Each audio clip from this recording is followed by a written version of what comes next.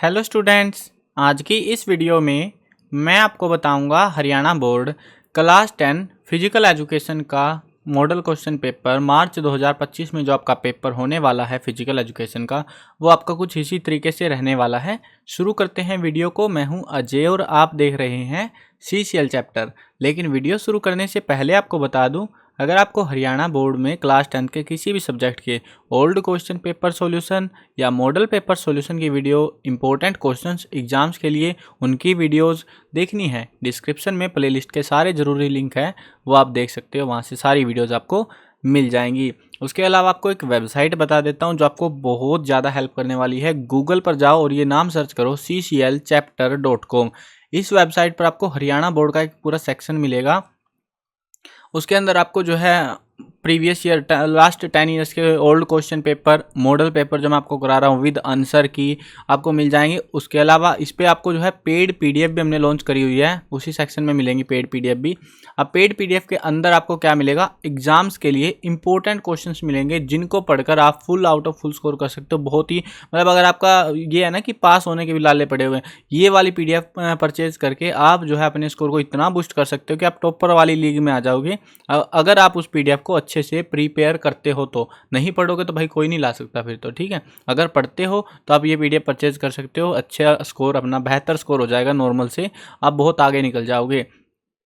Purchase के time पे coupon code use कर सकते हो CCL25, ताकि तुम्हें थोड़ी सस्ती पड़ जाए PDF। डायरेक्ट भी ले सकते हो, कोई दिक्कत नहीं है।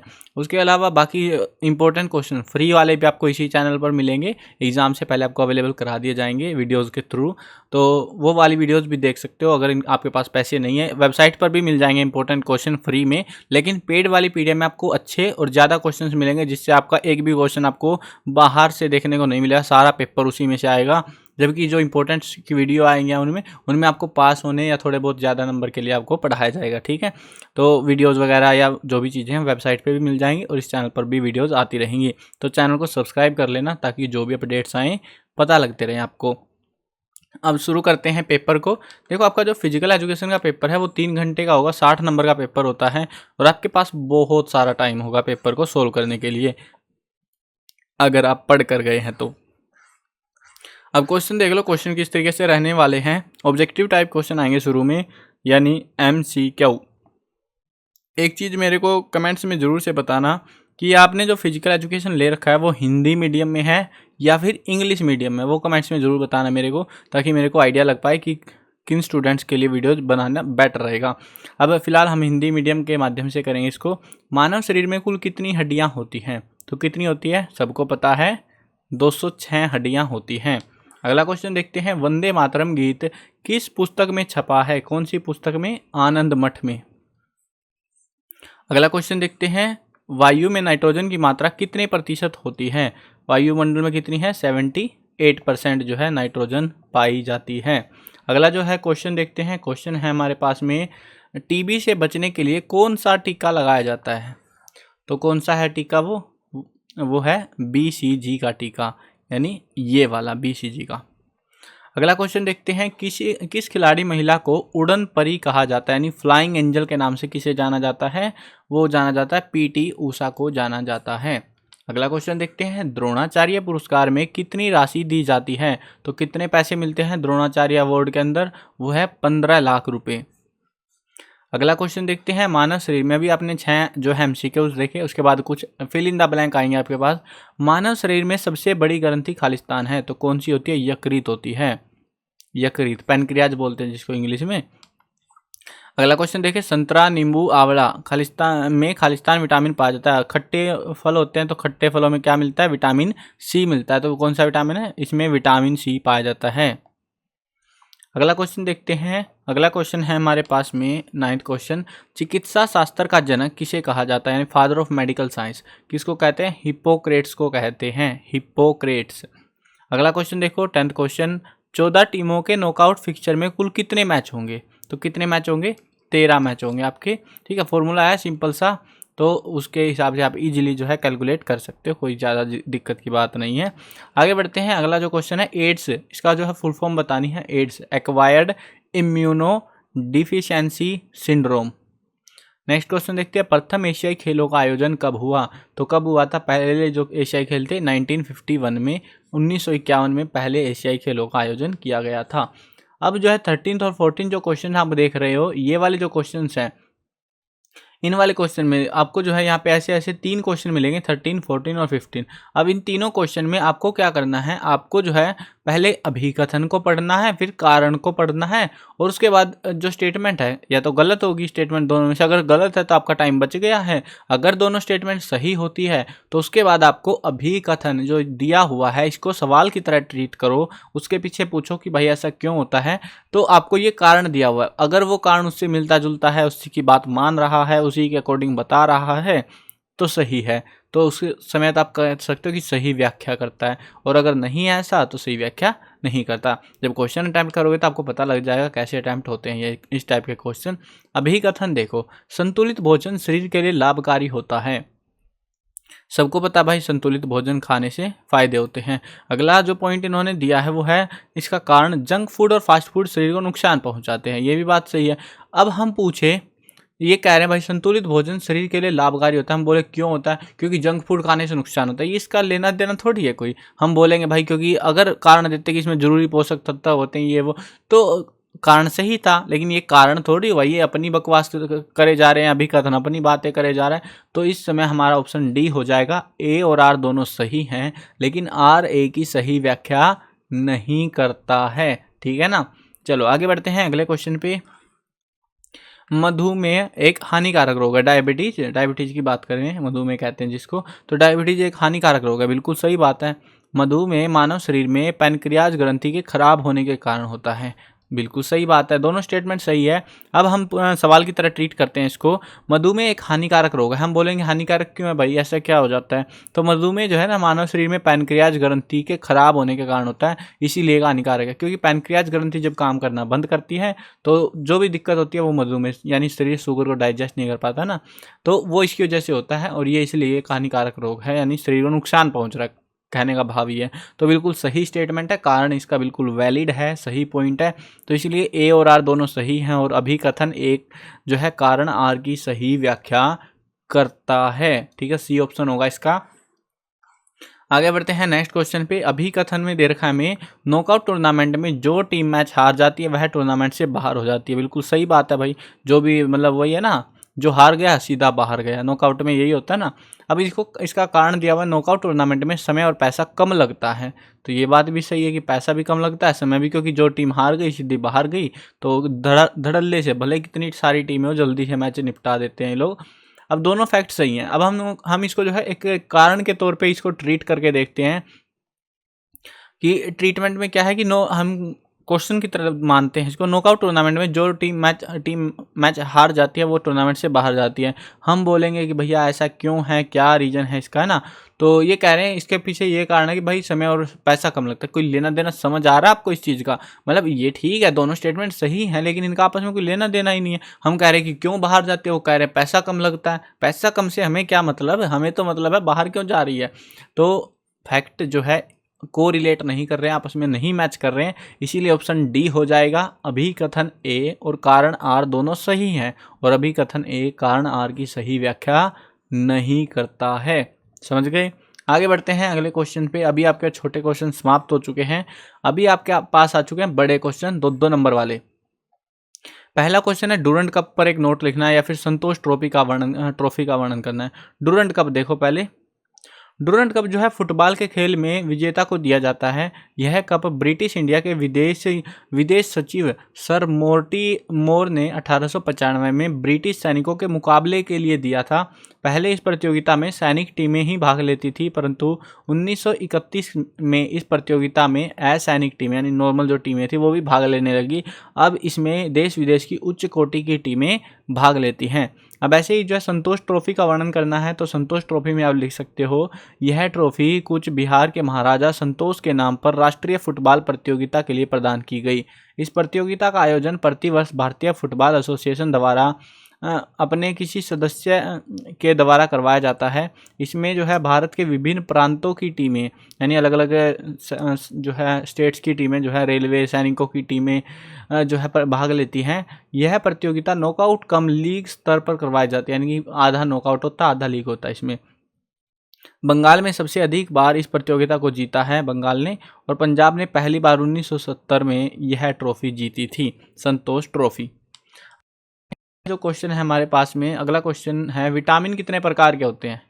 विटामिन जो है दो भागों में बांट सकते हैं विटामिन को। एक है जल में घुलनशील विटामिन, एक है जल में घुलनशील जो है मतलब जल में घुलने वाले, और एक है वसा में घुलनशील जो है विटामिन। उस तरीके से हम बांट सकते हैं। अब जल में घुलने वाले होते हैं विटामिन बी, विटामिन सी। वसा में घुलनशील होते हैं हमारे vitamin A, vitamin D, vitamin E, vitamin के। तो ऐसे होते हैं, इस तरीके से बता सकते हो। कुपोषण किसे कहते हैं। कुपोषण नाम से पता लग रहा है कम पोषण।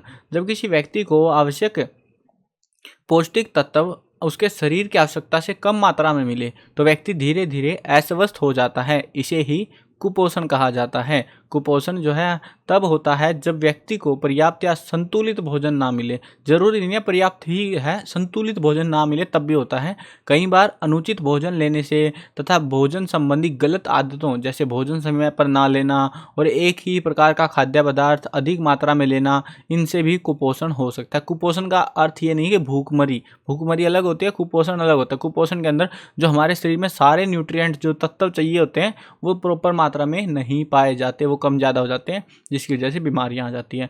अगला क्वेश्चन देखो, लीग टूर्नामेंट के फायदे बताने हैं के लाभ लिखने हैं। अब 2 नंबर में है तो आपको कम से कम 3 से 4 लाभ लिख देने हैं। देखो लाभ सुन लो। अच्छी और योग्य टीम इस प्रणाली में विजयी होती है। इस प्रणाली में खेलों को अधिक प्रसिद्ध किया जा सकता है क्योंकि बहुत लंबे मैच होते हैं ना, बहुत टाइम तक चलता है। चयनकर्ताओं को अच्छे खिलाड़ियों का पता लगाने में आसानी होती है। एक टीम को मैच खेलने के लिए दूसरी टीम पर विजय प्राप्त करने की आवश्यकता नहीं होती, यानी कि जरूरी नहीं है कि वो उसको जीतना कंपलसरी है जैसे नॉकआउट में, क्योंकि बाहर नहीं जा रहे वो पहला ही मैच खेलते ही। दर्शकों को खेल देखने का अवसर अधिक दिनों तक मिलता है। आगे बढ़ते हैं अगले क्वेश्चन पे। संक्रामक रोग क्या होते हैं। संक्रामक यानी कि जो फैल जाते हैं। यह रोग अप्रत्यक्ष रूप से रोगी के कीटाणु, सांस, वायु से भोजन, जल, मलमूत्र द्वारा मनुष्य के शरीर में दाखिल हो जाते हैं। इसके छोटे कीटाणु, बैक्टीरिया, वायरस शरीर में दाखिल होकर शारीरिक शक्ति को कम कर देते हैं। अगर हमारे शरीर में रोग प्रतिरोधक शक्ति काफ़ी है तो हमारे शरीर को यह रोग नहीं लग सकता। यदि कीटाणु अधिक मात्रा में हो जाए तो ये रोग जल्दी फैल जाते हैं। तो इस तरीके से आपको इसको डिफाइन करना रहेगा। मांसपेशियां कितने प्रकार की होती हैं, इनके प्रकारों का वर्णन करना है। मांसपेशियां जो है 3 प्रकार की होती है। पहला है ऐच्छिक, हमारी इच्छा के अनुसार जो कार्य करती है। दूसरा अनैच्छिक, यानी कि जो हमारी इच्छा के अनुसार कार्य नहीं करती। और तीसरा है हृदय मांसपेशियां। अब डिटेल में सुन लो कैसी होती हैं ऐच्छिक मांसपेशियां। इस प्रकार की मांसपेशियों को धारीदार मांसपेशियां या कंकाल मांसपेशियां भी कहा जाता है। ये मांसपेशियां व्यक्ति की इच्छा अनुसार कार्य करती है और इसलिए इन्हें ऐच्छिक मांसपेशियां जो है कहा जाता है। अनैच्छिक मांसपेशियां वे मांसपेशियां होती हैं जो स्वेच्छा यानी अपनी इच्छा से कार्य करती हैं, अर्थात ये मांसपेशियां व्यक्ति की इच्छा के अनुसार कार्य नहीं करती, इनके ऊपर हमारा नियंत्रण नहीं होता। हृदय मांसपेशियां, ये जो है हृदय मांसपेशियां ऐच्छिक तथा अनैच्छिक मांसपेशियों का मिश्रित रूप होती है। जिस प्रकार ऐच्छिक मांसपेशियों में धारियां होती है उसी प्रकार हृदय मांसपेशियों में भी धारियां होती हैं। इस प्रकार की मांसपेशियां व्यक्ति के हृदय में ही पाई जाती है और इनका रंग लाल होता है। और वैसे ये अनैच्छिक होती है क्योंकि दिल धड़कना बंद नहीं हो सकता है ना, तो वो अपनी इच्छा से कार्य करती रहती हैं। तुम चाहोगे तब भी नहीं हो सकता, हाँ आत्मा निकल जाएगी तो अलग बात है। अगला क्वेश्चन देखो, देश के प्रत्येक नागरिक के 4 कर्तव्य बताने हैं। तो 4 कर्तव्य पूछे तो 4 ही लिखने। और ऐसे जो क्वेश्चन है ना, हो सके तो पॉइंट्स में 1 2 3 4 ऐसे पॉइंट बना के लिखा करो, नंबर जल्दी मिलते हैं, टीचर ज़्यादा नंबर देगा आपको। तो देश के प्रत्येक नागरिक के 4 कर्तव्य बताओ। पहला है, एक देशभक्त को देश की एकता एवं अखंडता की रक्षा के लिए कार्य करना चाहिए। दूसरा पॉइंट है, राष्ट्र के विकास के लिए कार्य करना चाहिए। तीसरा पॉइंट है हमारा, देश की प्राकृतिक संपदा की रक्षा के लिए कार्य करना चाहिए। और फोर्थ पॉइंट है, राष्ट्रीय स्वतंत्रता संग्राम के आदर्शों का पालन करना चाहिए। तो ये आपके 4 पॉइंट 4 कर्तव्य हो जाते हैं। आगे बढ़ते हैं। आगे जो है आपके आ चुके हैं 3-3 नंबर वाले यानी थोड़े से बड़े क्वेश्चन। अब जो है ना, कुछ स्टूडेंट सोचेंगे सर ऐसे कैसे याद करेंगे हम, कैसे आप बता रहे हो, पढ़ के सुना रहे हो बस ऐसे। तो कैसे याद करेंगे, देखो वेबसाइट cclchapter.com पर हरियाणा बोर्ड का जो सेक्शन है वहाँ पर मॉडल पेपर नाम से एक सेक्शन मिलेगा, आपको फील्ड मिल जाएगा लिखा हुआ, उस पर क्लिक करोगे, वहाँ से आप आंसर की डाउनलोड कर सकते हो, पेपर भी है वहाँ पे ये वाला और आंसर की भी है, सारे सब्जेक्टों की मिल जाएगी, तो वहाँ से डाउनलोड कर लेना, आराम से पढ़ना, बढ़िया से तैयारी करके जानी है आपको। प्रश्न नंबर 22 देखो, राष्ट्रीय एकता से क्या अभिप्राय है। भारत एक जो है विशाल देश है, बहुत बड़ा देश है, और यहाँ की भौगोलिक स्थिति, जलवायु, रहन सहन, लोगों का व्यवसाय, भाषा और धर्म सब कुछ अलग अलग है। इन सभी विभिन्नताओं को समेटकर भारत ने एक विशाल रूप ग्रहण किया हुआ है। राष्ट्र की उन्नति और समृद्धि के लिए जरूरी है कि देश के लोगों के मन में प्रांत, भाषा, धर्म का विचार न होकर राष्ट्रीय भावना, राष्ट्रीय एकता की जो है भावना हो, देश के सभी प्रांतों के बीच सद्भावना और सहयोग का विचार हो, और इसी भावना को हम राष्ट्रीय एकता कहते हैं। इसका जो है अथवा वाला क्वेश्चन देखो, राष्ट्रीय ध्वज किन अवसरों पर फहराया जाता है।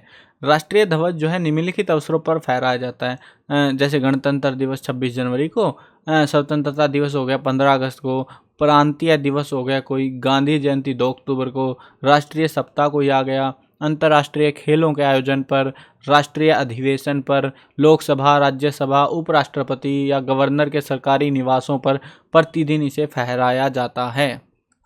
आगे बढ़ते हैं, आगे जो है नेक्स्ट क्वेश्चन है हमारे पास में, एड्स क्या है, यह कैसे फैलता है और इसके बचाव के उपाय हमें लिखने हैं। एड्स जो है एक प्रकार की गंभीर समस्या है और ये तेजी से फैलने वाली बीमारी है। इस रोग का पूरा नाम है acquired immuno deficiency syndrome, English में लिखनी है स्पेलिंग आपको, हिंदी में नहीं लिखेगी। यह HIV नामक जो है विषाणु द्वारा फैलता है, यानी कि ह्यूमन इम्यूनो डेफिशिएंसी वायरस होता है ये, इसके द्वारा फैलता विषाणु द्वारा। यह विषाणु शरीर में उपस्थित श्वेत रक्त कणिकाओं पर आक्रमण करके उन्हें कमजोर कर देता है, जिससे शरीर में धीरे धीरे कमजोरी आ जाती है। एड्स के कारण व्यक्ति की मृत्यु भी हो सकती है, और इसका वैसे बता दूं इलाज भी नहीं है कोई ज़्यादा। एड्स से रोग फैलने के मुख्य जो कारण है वो क्या है, यह दूषित सुइयों का प्रयोग करके, यानी इन्फेक्टेड किसी को पहले से ही है तो उसकी वजह से फैल जाता है। बिना जांच किए जो है रक्त ग्रहण करने से कि चेक ही नहीं हुआ ब्लड में था कि नहीं था, उस वजह से फैल जाता है। संक्रमित जो है गर्भवती माता से जो बच्चा जन्म लेता है, अगर माता को रखा है तो बच्चे को अपने आप हो जाता है। यह जो है HIV नामक विषाणु द्वारा फैलता है, तो इस तरीके से जो है ये फैलता है। अब इसके बचाव के उपाय देख लो, बचने के लिए क्या करें। एड्स होने के जो है मूल कारणों से हमें बचना चाहिए, जो उनका पता है हमें। एड्स से बचने के लिए संक्रमित सुइयों का प्रयोग नहीं करना चाहिए, जैसे बहुत बार आपने सुना होगा डॉक्टर ने किसी की यूज्ड सुई किसी और को लगा रखी थी, वही तुम्हें ठोक दी, तो उससे हो जाता है। तो उन चीज़ों से बचना चाहिए, हर बार नई सुई का इस्तेमाल कराएं, ध्यान देनी है आपको ये चीज़, नहीं तो ज़िंदगी पर भारी भी पड़ सकती है। दांतों का उपचार करवाते समय जीवाणुनाशक सामग्री प्रयोग पर अधिक बल देना चाहिए कि अच्छे से सफाई करो टूल्स वगैरह की, ऐसा ना हो कि धसे बसे टूल लगा दिए दांतों में ऐसे ही। एड्स से बचने के लिए राष्ट्रीय एड्स संरक्षण संगठन की स्थापना करनी चाहिए। एड्स के फैलाव की पूरी जानकारी हमें होनी चाहिए, और ये ऐसी बीमारी है जिसका अभी तक कोई प्रॉपर इलाज नहीं है कि जो हम इससे बच सकते हैं। इसको बस टेम्परेरीली हम पोज कर सकते हैं, थोड़े टाइम के लिए डिले कर सकते हैं, ठीक नहीं कर सकते, ख़त्म नहीं कर सकते। तो इसीलिए हमेशा इस बीमारी से आपको सावधान रहना होगा।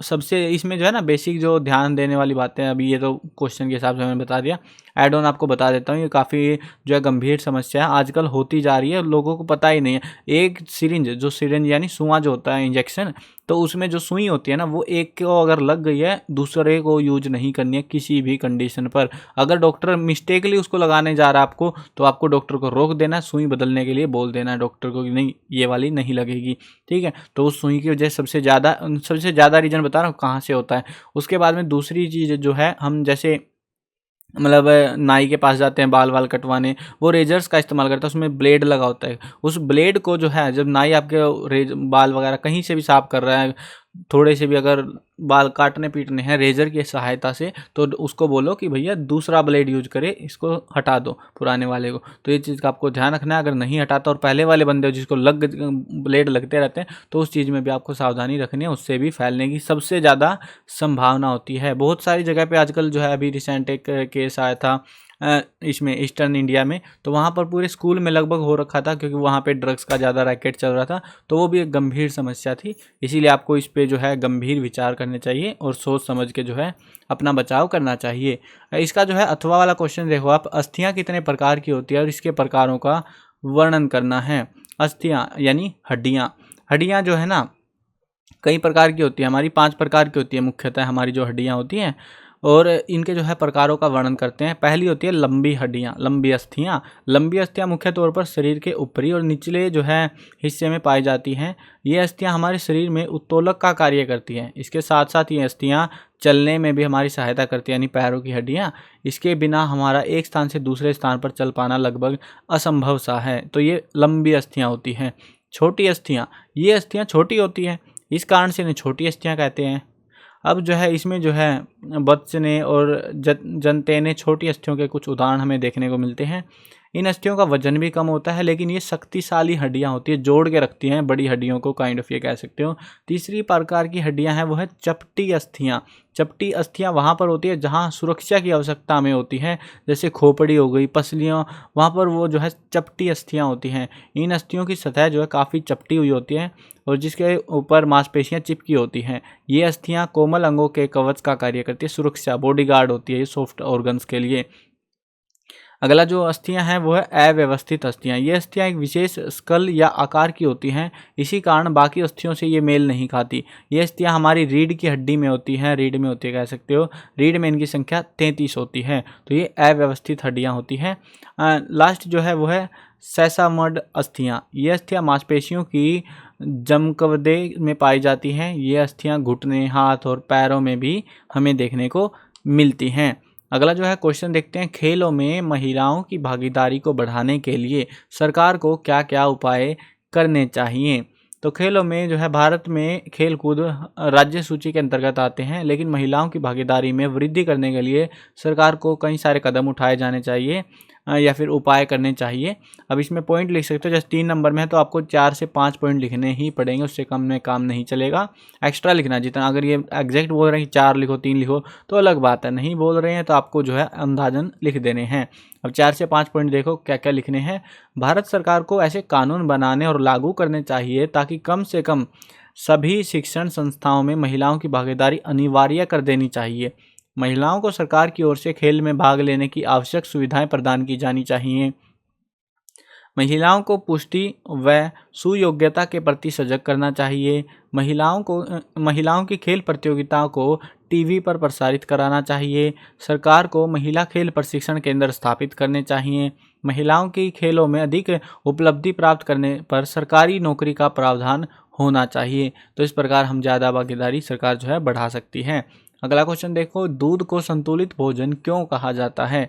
संतुलित भोजन, देखो संतुलित भोजन आपको पता है जिसमें सारे पोषक तत्व होते हैं और दूध में जो है वो सभी प्रकार के जो जरूरी तत्व हैं वो पाए जाते हैं। जैसे 3.6% वसा होती है, 3.4% प्रोटीन होता है, 4.8% कार्बोहाइड्रेट होता है, 0.7% नमक होता है और 7.5% जल होता है। यानी कि जो ज़रूरत परसेंटेज के हिसाब से भी देखें तो इतनी ही कुछ लगभग हमें ज़रूरत होती है।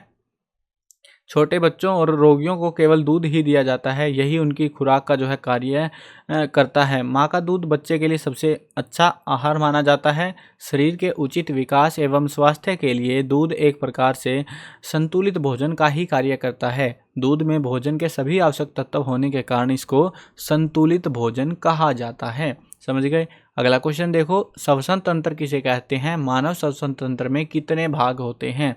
श्वसन तंत्र यानी जिससे हम सांस लेते हैं।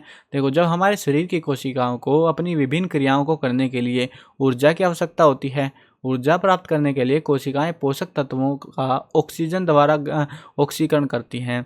इस क्रिया के लिए एटीपी का निर्माण होता है। अगर आप साइंस पढ़ रहे हो तो साइंस में पढ़ी होंगी सारी चीज़ें आपने। और हानिकारक कार्बन डाइऑक्साइड गैस उत्पन्न होती है। इसके द्वारा उत्पन्न जो कार्बन डाइऑक्साइड गैस है वो रक्त अपने अंदर समाहित करके श्वसन क्रिया के द्वारा कार्बन डाइऑक्साइड गैस को हमारे शरीर के बाहर निकालता है। इस प्रकार ऑक्सीजन और कार्बन डाइऑक्साइड के आदान प्रदान की क्रिया जो कि पर्यावरण, रक्त और कोशिकाओं के मध्य होती है, इसे ही श्वसन तंत्र यानी कि रेस्पिरेटरी सिस्टम कहते हैं। उसके बाद हमसे पूछा है कि श्वसन तंत्र के कितने भाग होते हैं। मानव श्वसन तंत्र में मुख्य 3 भागों में विभाजित करते हैं। पहला है ऊपरी श्वसन तंत्र, फिर है निचला श्वसन तंत्र और तीसरा है हमारा श्वसन मांसपेशियाँ। यानी कि जो है ना, इसमें मनुष्य के जो है ऊपरी श्वसन तंत्र को भी हम 4 भागों में बांट सकते हैं।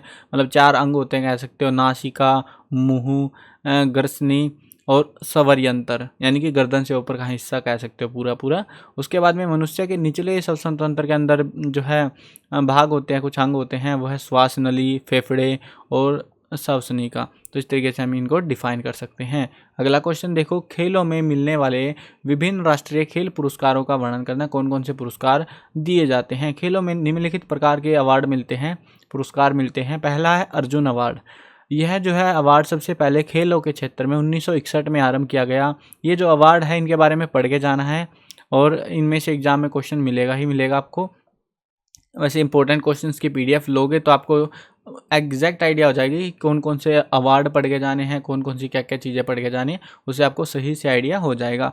अब ये जो है अर्जुन अवार्ड देखो 1961 में इसको आरंभ किया गया और यह अवार्ड महाभारत के योद्धा धनुर्विद्या में जो महारत हासिल थी उन्हीं के नाम पर रखा गया, यानी अर्जुन के नाम पर। यह अवार्ड उस खिलाड़ी को दिया जाता है जो अंतर्राष्ट्रीय स्तर पर खेल का उत्कृष्ट प्रदर्शन करता है। यह अवार्ड प्रतिवर्ष भारत के राष्ट्रपति द्वारा दिया जाता है और इस अवार्ड में का फैसला भिन्न भिन्न राष्ट्रीय फेडरेशनों के भिन्न भिन्न खेल संगठनों द्वारा मंजूर किए गए खिलाड़ियों में से ही किया जाता है। इसमें खिलाड़ी को अर्जुन का बूत यानी कि जो कि पित्तल धातु का बना होता है वो मिलता है और साथ में एक ब्लेजर और 15 लाख रुपए की नगद राशि प्रदान की जाती है। देखो आप चाहो तो इतनी डिटेल में याद कर सकते हो या फिर सिंपली 2-3 चीज़ें तो याद रखनी पड़ेगी कि कितने रुपए मिलते हैं, क्योंकि सबको रुपए से मतलब होता है, फालतू मतलब होता नहीं है। तो आपको पहला तो अवार्ड कब शुरू किया गया, किसको मिलता है और कितना क्या क्या क्या कुछ उसको मिलता है। जैसे हमने बताया कि इसमें पित्तल धातु का एक जो है अर्जुन का बूत मिलता है, पुतला सा होता है जो स्टैचू कह सकते हो, और उसके साथ में एक ब्लेजर मिलता है और 15 लाख रुपए मिलते हैं। वैसे ही दूसरा जो है हमारा वो है द्रोणाचार्य अवार्ड। इसको जो है 1985 में आरंभ किया गया और इसका प्रचलन जो है ठीक ढंग से वैज्ञानिक कोचों को प्रशिक्षण देने के लिए किया गया। द्रोणाचार्य आपको पता है अर्जुन के गुरु थे, तो उसी तरीके से ये अवार्ड है हमारा, ताकि जो है ना वह अपने प्रशिक्षण द्वारा खिलाड़ियों को अंतर्राष्ट्रीय स्तर पर पहुंचा सके। यह अवार्ड उनके सुंदर प्रशिक्षण और लगन के लिए दिया जाता है और इस अवार्ड में महान गुरु द्रोणाचार्य का बूत 1 साल और 15 लाख रुपए नगद दिए जाते हैं। ये गुरु को दिया जाता है, यानी जो सिखा रहा है खिलाड़ी को, जिसके पास से ज़्यादा खिलाड़ी निकल के आते हैं ना, मतलब बढ़िया खिलाड़ियों का ट्रेनिंग बढ़िया देता है जो टीचर, तो उनको जो है ये दिया जाता है। अगला तीसरा जो अवार्ड है हमारा वो है, क्योंकि हमें 3 नंबर में करना है, और भी लिख सकते थे, हमें 3 नंबर में करना है, 3 अवार्ड बता देंगे काफ़ी है।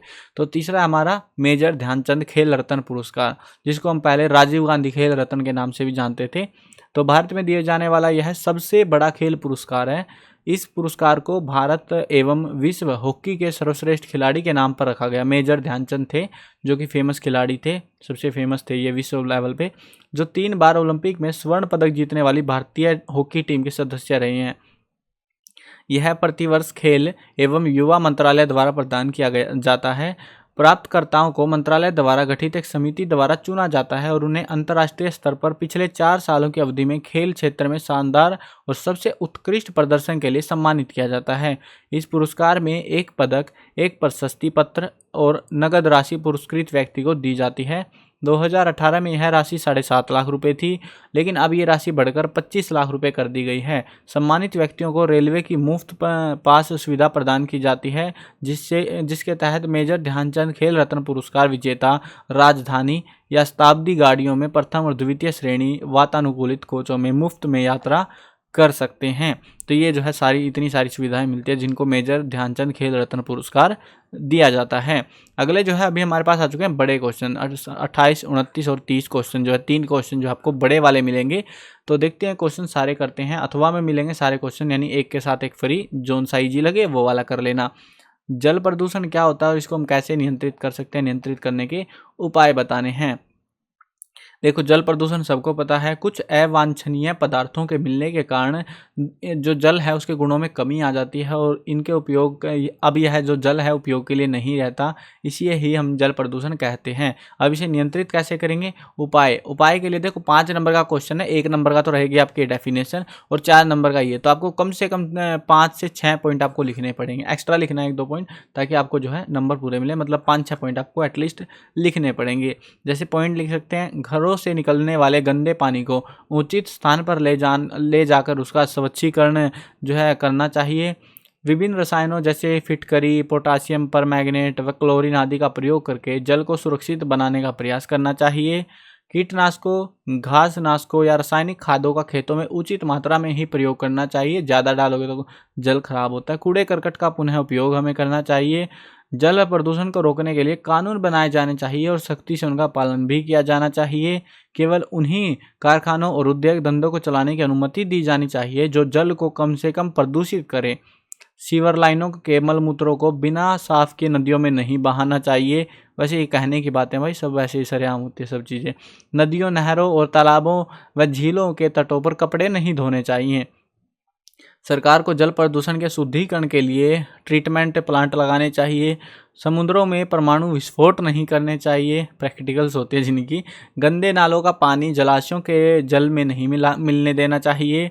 पेय जल को, यानी पीने वाला जो जल है, उसके स्रोतों को नियमित रूप से साफ करना चाहिए। तो इतनी सारी सावधानियां इस तरीके से हम नियंत्रित कर सकते हैं। जो आपको इजी पॉइंट्स लगे वो आप लिख सकते हो। आगे देखते हैं अगला जो पॉइंट है, अगला जो क्वेश्चन है, स्कूल भवन का निर्माण करते समय किन किन बातों का ध्यान रखना चाहिए। यानी स्कूल बिल्डिंग जो बनाते हैं तो उसमें क्या क्या बातें ध्यान रखनी होती है। देखो, स्कूल के भवन निर्माण में के समय ध्यान रखने योग्य बातें, जैसे स्कूल जो है एक विद्यार्थी के जीवन में बहुत महत्वपूर्ण भूमिका निभाता है।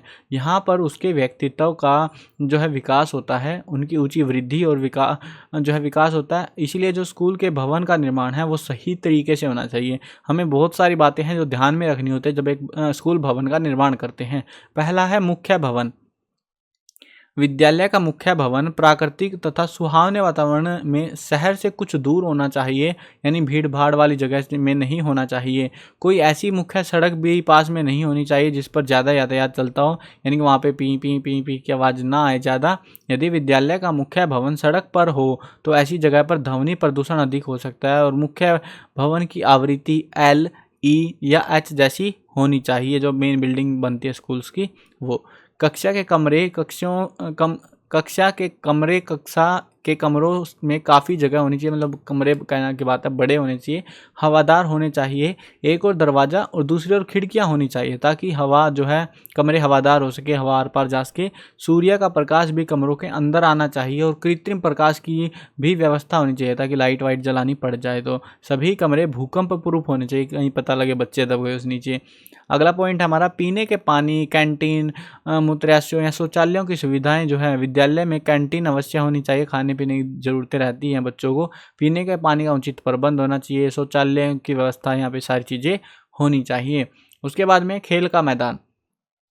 विद्यालयों के उचित जो है शारीरिक और मानसिक विकास के लिए विद्यार्थियों के, तो स्कूल में जो है उचित खेल मैदान जैसे हॉकी का, कबड्डी, क्रिकेट, फुटबॉल, एथलेटिक में का कम से कम 200 मीटर का ट्रैक, ऐसी कुछ चीज़ें होनी चाहिए, मतलब जगह होनी चाहिए खेलने कूदने के लिए। अगला पॉइंट हमारा पार्क।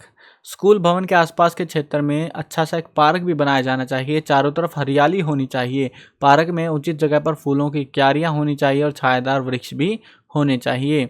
उसके बाद है उचित फर्नीचर। अब ऐसा तो है नहीं पहले के ज़माने की तरह हम टाटों पर बैठकर पढ़ेंगे ना, तो उचित फर्नीचर भी चाहिए। विद्यार्थियों के लिए कक्षा के कमरे, पुस्तकालय और स्टाफ के लिए स्टाफ रूम और कार्यालयों के लिए उचित फर्नीचर की व्यवस्था होनी चाहिए। बच्चों की आयु के अनुसार उचित फर्नीचर होना चाहिए ताकि पढ़ते लिखते समय उन्हें उनके जो आसन हैं वो ठीक से रह सके। उसके अलावा आप और भी दूसरे कमरे जैसे कि लाइब्रेरी, हॉल, पुस्तकालय है ना, स्टाफ रूम वगैरह, प्रिंसिपल रूम, ये ऐसे रूम्स की भी हमें आवश्यकता होती है। तो ये सारी सुविधाएं होनी चाहिए। जो आपको इजी लगे ना 6 पॉइंट वो लिख सकते हो। अगला क्वेश्चन देखो, महिलाओं के लिए खेलकूद और शारीरिक शिक्षा के महत्व का वर्णन करना है। खेलकूद का महिलाओं के जीवन में बहुत अधिक महत्व होता है। प्राचीन काल में महिलाओं के लिए खेलकूद के महत्व को नकारा जाता था कि क्या ही ज़रूरत लग रही है, लेकिन समय के साथ साथ समाज की सोच में परिवर्तन होता गया। खेलकूद का महत्व, महिलाओं के लिए महत्व हम निम्नलिखित तरीके से बता सकते हैं। इसमें आपको जो है 6-7 पॉइंट लिखने पड़ेंगे। काफ़ी जो आंसर की मैंने अवेलेबल करा रखे है वेबसाइट पर, उसमें आपको काफ़ी सारे पॉइंट मिलेंगे। जो ईजी लगे ना वो याद कर लेना। देखो ये जो है ना, खेल कूद जो है, मतलब उनकी बात करें तो महिलाओं के ये जो है सामाजिक और आर्थिक स्तर को बढ़ाने में सक्षम है। खेलों में भाग लेने से महिलाओं में आत्मविश्वास और आत्मसम्मान की भावना जागृत होती है। खेल कूद में भाग लेने से महिलाओं की वृद्धि और विकास उचित होता है, जिससे वे हष्ट पुष्ट होती हैं और जिससे वे अपने जीवन के दैनिक कार्यों को और भी अच्छे तरीके से कर सकती हैं। खेलों में भाग लेने से महिलाओं के मानसिक विकास में बढ़ोतरी होती है और दूसरों के साथ तालमेल बैठाने में भली भांति वो जो है तालमेल बैठा सकती हैं। खेलकूद में भाग लेने से महिलाओं में सहनशीलता का विकास होता है। खेलकूद महिलाओं में अच्छे चरित्र का विकास करने में सहायक होते हैं। खेलों में भाग लेने से दबाव, तनाव, अवसाद और चिंताओं जैसी समस्याओं से छुटकारा मिलता है। खेलकूद की सहायता से शरीर की आकृति को सुंदर बनाया जा सकता है, यानी कि फिट हो सकता है पर्सन। तो ये सारी चीज़ें आप बता सकते हो, और भी काफ़ी सारे पॉइंट हैं आंसर की में देख लेना अगर आपको ये वाले भी हार्ड लग रहे हो तो। इसमें जो है अथवा वाला क्वेश्चन देखो, महिलाओं के लिए खेलकूद व शारीरिक शिक्षा के महत्व का वर्णन करना है। खेलकूद का महिलाओं के जीवन में बहुत अधिक महत्व होता है। प्राचीन काल में महिलाओं के लिए खेलकूद के महत्व को नकारा जाता था, लेकिन समय के साथ सोच बदलती गई और ये जो है इसी तरीके से ज़रूरी होता गया। वैसे मेरे को लग रहा है वाह गड़बड़ कर रखे इन्होंने, क्वेश्चन में गड़बड़ कर रखे एक्चुअली। महिलाओं के लिए खेल कूद और शारीरिक शिक्षा के महत्व का वर्णन करना है। ये दोनों क्वेश्चन सेम ही है एक्चुअली, लेकिन एग्जाम में आपको ऐसा नहीं मिलेगा, यहाँ पे कोई दूसरा क्वेश्चन मिलेगा, इन्होंने मिस टाइप कर दिया होगा शायद कोई क्वेश्चन। ये सेम ही क्वेश्चन टेप रखा है, ठीक है, जो अभी पढ़ रहे थे हम। आगे बढ़ते हैं अगले क्वेश्चन पे। एशियाई खेल कब शुरू हुए, किसने शुरू किए और इसको शुरू करने में किसका महत्वपूर्ण योगदान है, वो सारी चीज़ें बतानी है एशियाई खेलों के बारे में। देखो, भारतीय खेलकूद के इतिहास में 4 मार्च 1951 का दिन, याद रखना तारीख, 4 मार्च 1951 का दिन बहुत महत्वपूर्ण माना जाता है। नई दिल्ली के नेशनल स्टेडियम में इस दिन पहली बार एशियाई खेलों का आयोजन किया गया था। ठीक है, ये पूछा ना कब शुरू हुई। ये खेल 4 मार्च से 11 मार्च तक दिल्ली में आयोजित किए गए थे, इसीलिए भारत को एशियाई खेलों का जन्मदाता कहा जाता है। इसी समय भारत के प्रधानमंत्री जवाहरलाल नेहरू ने खिलाड़ियों का मार्गदर्शन करते हुए कहा, खेल को खेल की भावना से खेलो। ये जो है उन्होंने कहा था, पंडित जवाहरलाल नेहरू ने। एशियाई खेलों को प्रारंभ करने का श्रेय जो है स्वामी जी.डी. सोंधी को जाता है। वे अंतर्राष्ट्रीय ओलंपिक कमेटी में भारत के प्रतिनिधि थे और उस समय वे भारतीय एथलेटिक संघ यानी इंडियन एथलेटिक एसोसिएशन के भी प्रधान थे। 1947 में पंडित जवाहरलाल नेहरू द्वारा नई दिल्ली में एशियाई खेलों संबंधी कॉन्फ्रेंस का आयोजन किया गया, जिसमें एशियाई खेलों की तरफ से आए हुए खिलाड़ी प्रतिनिधियों का ध्यान इस तरफ आकर्षित किया गया। जी.डी. सोंधी ने नेहरू जी का ध्यान इन खेलों की तरफ आकर्षित किया और नेहरू जी के इस विचार के प्रति अपनी सहानुभूति जताई। 1948 में लंदन में ओलंपिक खेलों का आयोजन किया गया था। उस समय जी.डी. सोंधी ने यह विचार प्रस्तुत किया कि एशियाई खेलों के खिलाड़ी यूरोपीय देशों में आयोजित खेल प्रतियोगिताओं में अच्छा प्रदर्शन नहीं कर पाते, इसीलिए यदि एशियाई देशों के खिलाड़ी पहले आपस में मुकाबला कर ले तो उनमें मुकाबला करने की शक्ति बढ़ेगी और खेलों का स्तर भी सुधर जाएगा। इसी संबंध में 8 अगस्त 1948 को लंदन के रॉयल होटल में एशियाई खेलों की एक सभा हुई, जिसमें भारत, चीन, कोरिया, म्यांमार, श्रीलंका, ये जो देश थे इन्होंने भाग लिया, इनके प्रतिनिधियों ने भाग लिया और सभी सदस्यों ने इस सुझाव का समर्थन किया। एशियाई खेलों का जन्म जो है अब 13 फरवरी 1949 में नई दिल्ली स्थित पटियाला हाउस में पटियाला हाउस में और भारत, पाकिस्तान, अफगानिस्तान, अलग अलग देशों में सभी जो गए हुए थे वहाँ पे सभी ने हस्ताक्षर किए और इस सभा के एशियाई एथलेटिक एसोसिएशन का गठन किया गया।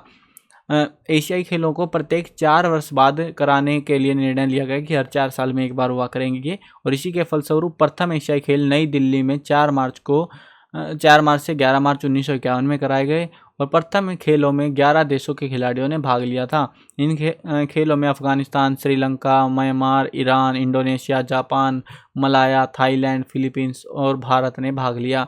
नेपाल की तरफ से केवल एक प्रशिक्षित प्रतिनिधि ने भाग लिया था। तो इस तरीके से ये पूरा जो है आयोजन हुआ था। काफ़ी मतलब मैंने डिटेल में बता दिया पूरी स्टोरी आपको क्या क्या हुआ था, तो अच्छे से याद कर सकते हो, पढ़ सकते हो। आंसर की में देखो, आप सोचोगे सर इतना सारा कैसे याद रहे, आंसर की में लिखे हुए हैं, आप जाके पढ़ो, इसको पेपर को सोल्व करो, याद करो अच्छे से, आपकी तैयारी बढ़िया होगी। और हाँ, इंपॉर्टेंट क्वेश्चन कराऊंगा वो जरूर याद कर लेना, फिर आपको फुल स्कोर करने से कोई नहीं रोक सकता। वीडियो वाले नहीं कह रहा मैं, वीडियो में से आप अच्छा स्कोर कर सकते हो, लेकिन पेड PDF लोगे तो आप धुआं उड़ा दोगे बिल्कुल। Full out of full score करने वाले हो अगर आप उसको जो है अच्छे से प्रिपेयर करके जाओगे तो।